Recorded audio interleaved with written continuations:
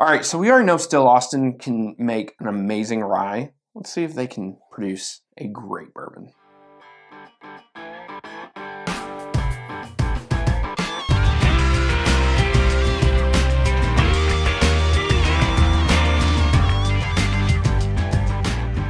Welcome back to another edition of Bourbon Kingdom. I'm David. And I'm Zach. And today we're going to review the 3 bourbons in Still Austin's lineup.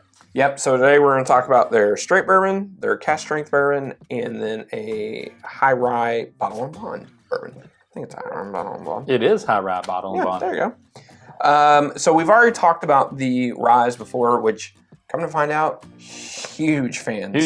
Huge fans of their ryes. Very much so. So we are. I'm looking forward to kind of deep diving into their bourbon. Yeah.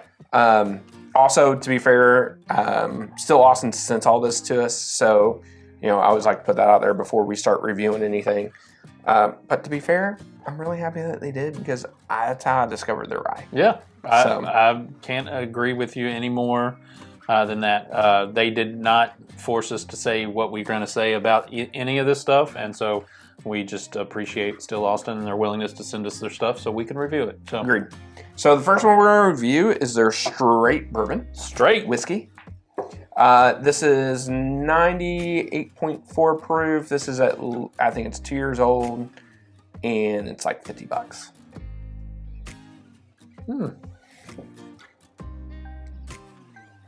That's wild to me. Yeah. I don't know if it's just because of what we reviewed of why I smell this.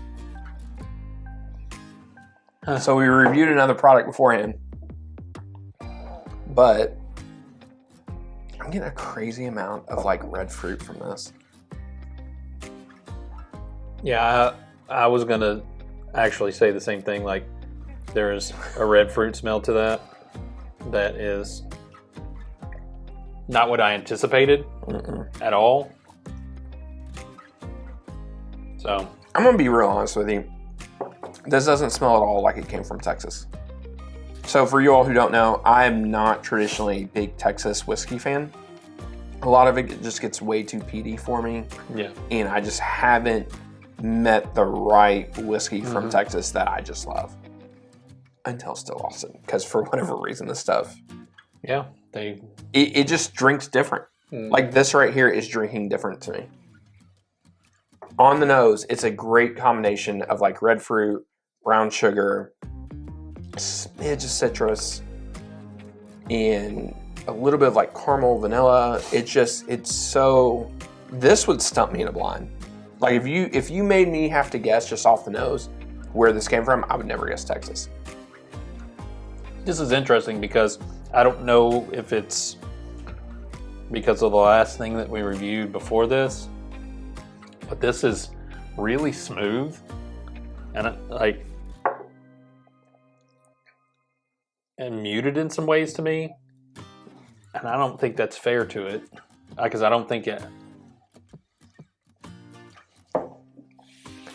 So on the palate, you get some good spice. You get a little bit of maple that pops on there too. And some really, like, for it only being 2 years old, it kind of gets like some decent aged oak on there. I kind of feel like it's not like young and youthy, where you might think that with only being 2 years old. Yeah, it definitely doesn't. I think they've done a good job of however they, like, whatever they do in the 2 years that they have it on a lot of their stuff. They age it in a way that doesn't feel like 2 years. I agree. Not a ton of finish on there. There's a little bit of spice on the back end of that palate going to the finish. There's a little bit. I think the caramel is what I get the most on the finish of it. A little bit of oak on the finish as well. All in all, that's like for a straight bourbon, 98 proof, like you're looking for something different to like. I think it's really good. Yeah, to give out to somebody, like you could always break out Wild Turkey 101. You can break out all those things in that general proof range, and it's going to be stuff that most people have had and experienced and enjoy. That's just it's a really easy drinker, but it gives you enough enough finish to it that it feels a little bit more than you're drinking 98 proof. So I like that. Agreed. That's good. That's good. All right, so which one's next? What is it? The bottle and bond. Okay. So this is a high rye bottle and bond, and this is 100 proof. It's obviously at least 4 years old, and the price on it's $76.99, if I recall. The nose is so different than the last one. It is very different. That's what I was going to say. Like you get these cherry notes, a little bit of honey in that. Yeah, I was going to say there's almost like a honey, like rye spice note to that. Yeah. A little bready note in there too. To me, like you get that. Yeah, that smells really good too. There's something. There's a note here that I'm like it's right on the tip, and I can't think of it. It's almost kind of like a creamy chocolate in a way too. It's not quite like a dark, maybe like more like a milk chocolate. Maybe. Yeah. But the rye spice still really pops on that regardless. Yeah.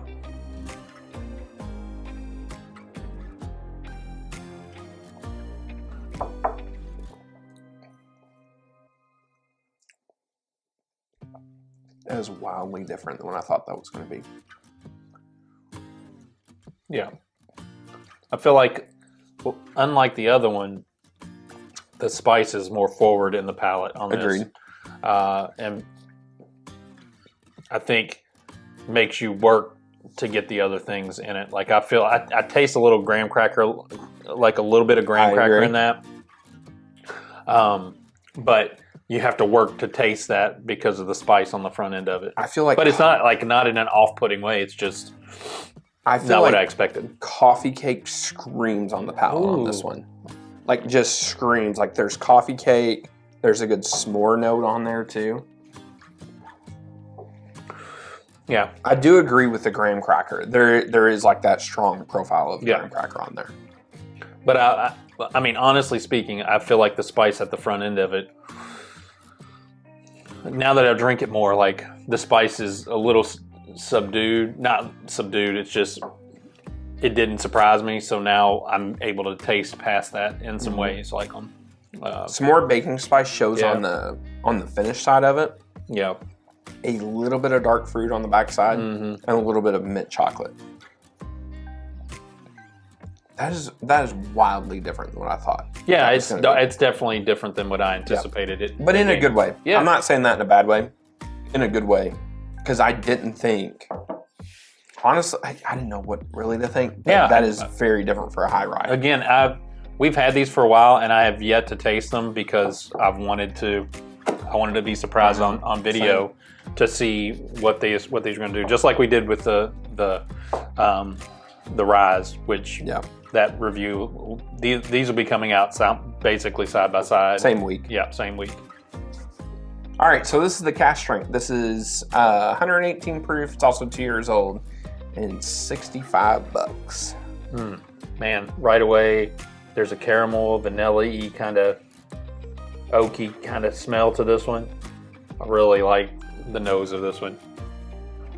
Much more traditional notes I think on the nose on that one. Yeah. Caramel, oak, vanilla. Yeah, I think you're right about that. I'm anxious to see what 118 proof feels like for this Still Austin. A little bit of orange on there. Yeah, I could see that.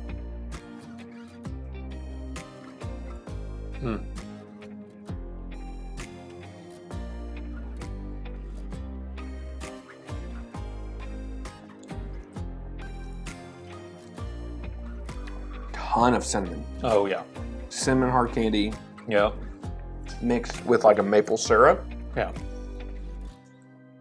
But again, it's very to me spice forward on that is very spicy. Yeah, on spice forward on the palate for sure. That is straight up a duplicate of like a cinnamon kind of profile you get from like a wild turkey. Yeah. I've talked so much about wild turkey here lately. I really have. It's okay. It's like wild. Yeah. Like I can't.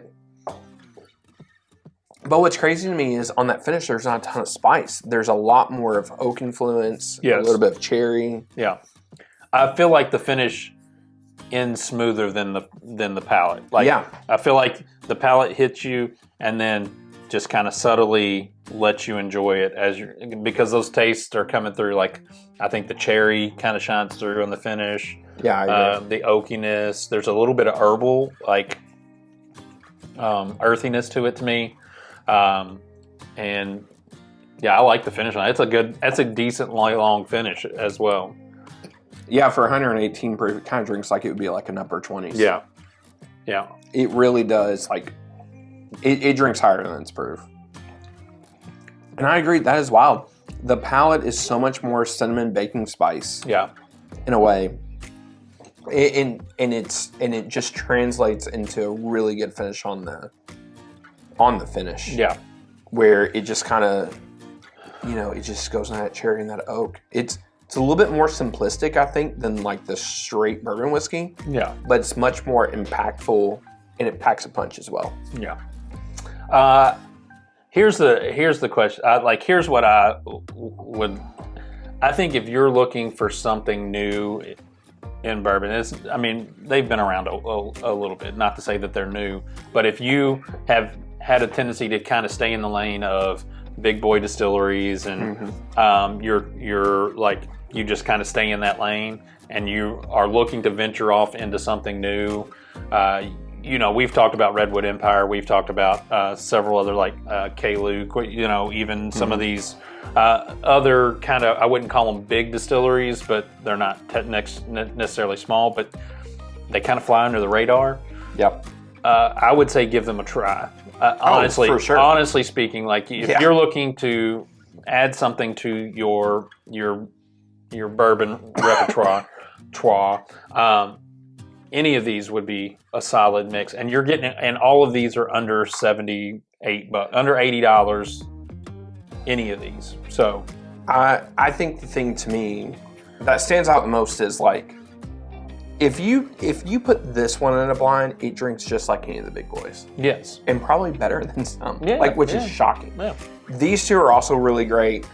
I'm just thoroughly impressed with Still Austin.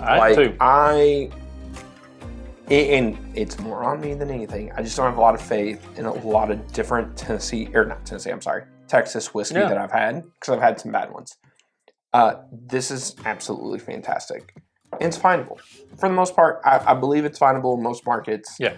And they've done an excellent, excellent job. So I think all these are worth buying. I think all these are, what's really nice about this is they're all three different in their own way and good. Yeah. Like, I think they're all three very, very good.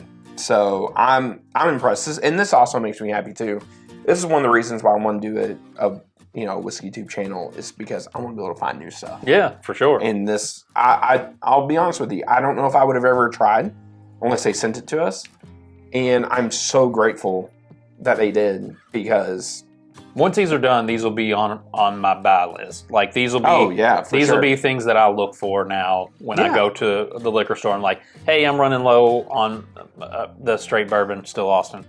I'm gonna get one. Yeah, 1,000%. So, and again, for the $50 price point, you honestly can't beat that. No, not in today's whiskey market. So, but anyways, if you haven't already, hit that like, subscribe, notifications button, and until next time, we'll see you. We'll see you.